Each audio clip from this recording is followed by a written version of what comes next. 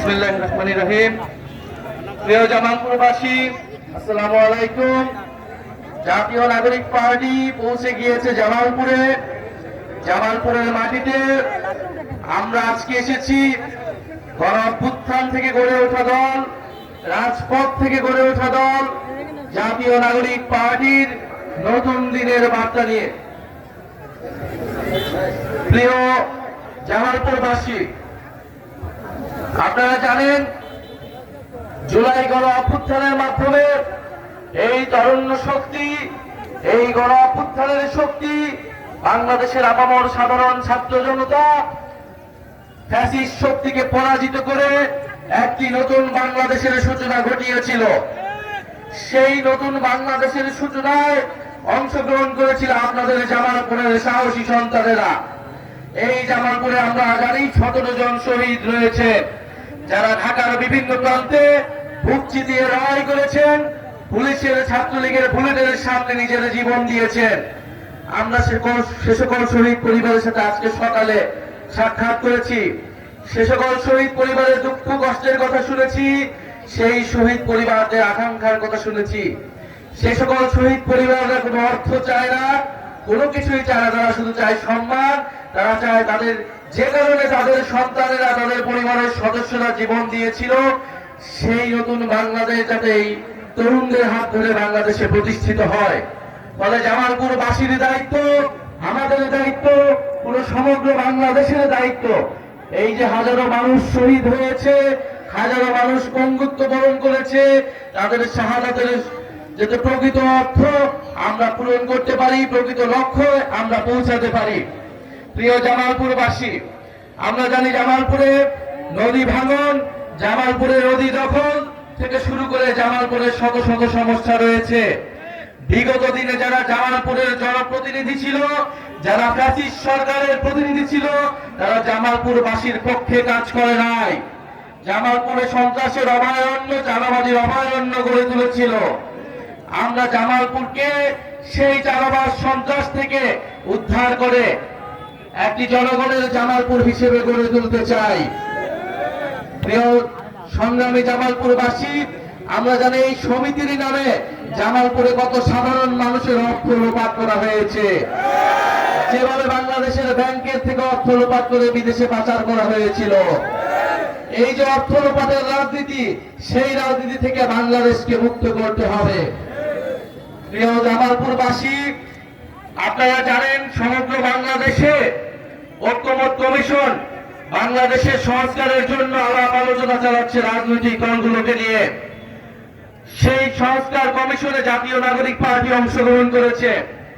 কারণ আমরা বলেছি গণ অভ্যুত্থানের পরে সামনের যে নির্বাচন আসছে, সেই নির্বাচনে মৌলিক সংস্কার এবং বিচারের মাধ্যমে আমরা সেই নির্বাচনে অংশগ্রহণ করতে চাই। কারণ বিচার সংস্কার এবং নতুন সংবিধান আমাদের এই গণ অভ্যুত্থানের অন্যতম দাবি। ফলে সংস্কারের মাধ্যমে পুরনো আইনগুলো পরিবর্তন করতে হবে এবং প্রকৃত গণতন্ত্র প্রতিষ্ঠা করতে হবে, যাতে বাংলাদেশে কখনোই আর নির্বাচন কমিশন দলীয়করণ না হয়, বাংলাদেশের পুলিশ দলীয়করণ না হয়, বাংলাদেশের প্রশাসন বিচার ব্যবস্থা দলীয়করণ না হয়। আমরা একটা নিরপেক্ষ পুলিশ ব্যবস্থা চাই, নিরপেক্ষ প্রশাসন চাই, নিরপেক্ষ বিচার ব্যবস্থা চাই, নিরপেক্ষ নির্বাচন কমিশন চাই। আমরা দেখেছি অলরেডি ঐক্যমত কমিশনে একটি পুলিশ কমিশন গঠনের জন্য সবাই ঐক্যমত পোষণ করেছে। আমরা সেজন্য সবাইকে ধন্যবাদ জানাই। কারণ আমরা চাই না বাংলাদেশের যে পুলিশ ব্যবস্থা, তারা কখনোই আর দলীয়করণ হোক, কোন দলের পক্ষে, জনগণের বিপক্ষে তারা ব্যবস্থা গ্রহণ করুক। আমরা চাই পুলিশ জনগণের হয়ে উঠুক, প্রশাসন জনগণের হয়ে উঠুক, আদালত জনগণের হয়ে উঠুক। আমরা বলেছি সংস্কার প্রক্রিয়ায় আমাদের একটি উচ্চ কক্ষ প্রয়োজন।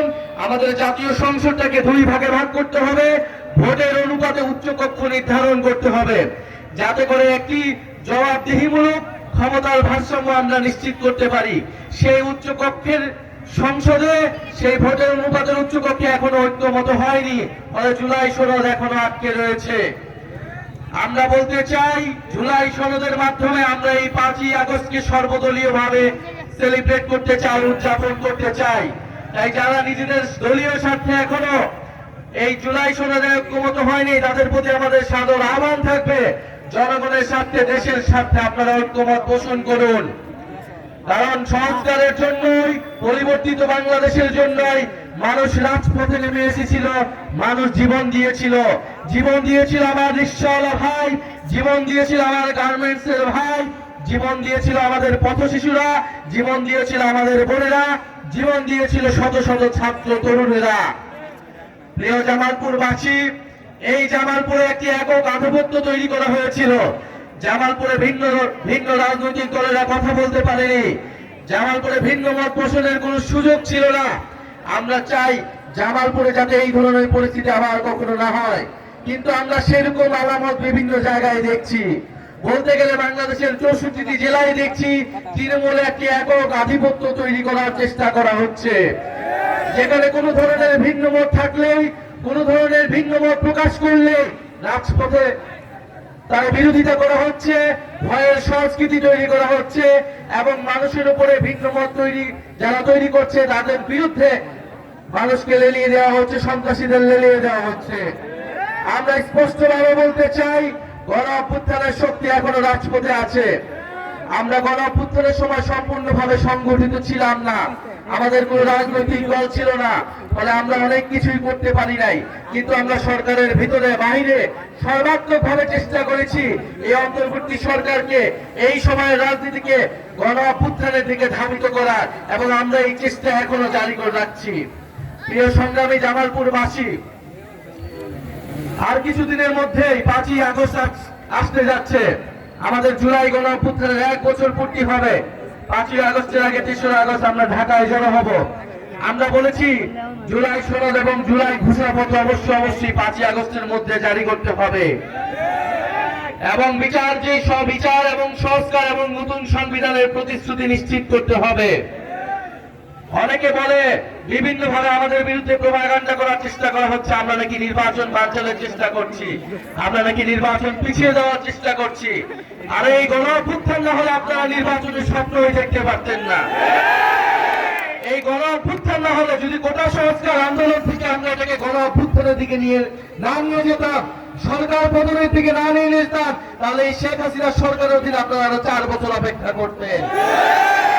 বাংলাদেশের মানুষের ভোটাধিকারের জন্য, গণতন্ত্র প্রতিষ্ঠার জন্য কোটা সংস্কার আন্দোলন থেকে এই আন্দোলনকে আমরা গণ অভ্যুত্থানের দিকে নিয়ে গিয়েছিলাম।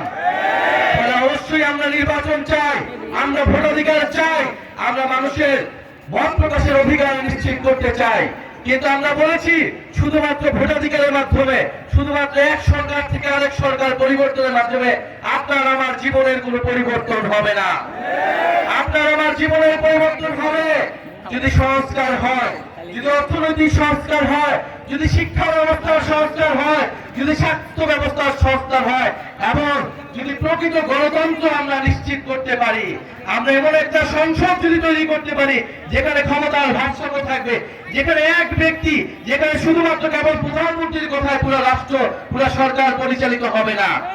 আমরা সেই সরকার, সেই রাষ্ট্র ব্যবস্থার জন্য, সেই নতুন দেশের জন্য কথা বলে যাচ্ছি। ফলে নির্বাচন আপনাদের থেকে আমরা বেশি চাই। আমরা সংস্কার চাই, বিচার চাই এবং নির্বাচন চাই, এবং সর্বোপরি মানুষের ভাগ্যের পরিবর্তন চাই। আমরা জামালপুরে আজকে এসেছি, জাতীয় নাগরিক পার্টি জামালপুরে শক্তিশালী হবে, জামালপুরের মানুষের পাশে দাঁড়াবে।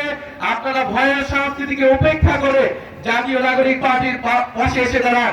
আপনাদেরকে অনেকেই ভয় দেখাবে, আপনাদেরকে অনেকেই রক্তচক্ষু দেখাবে, কিন্তু আপনারা সকল কিছু উপেক্ষা করে গণ অভ্যুত্থানের পথে দেশকে নিয়ে যেতে হলে এই তরুণদের হাতকে শক্তিশালী করুন। আপনাদের জামালপুরের সন্তান লুৎফর রহমান রয়েছে, এই লুৎফর রহমানের হাতকে শক্তিশালী করুন।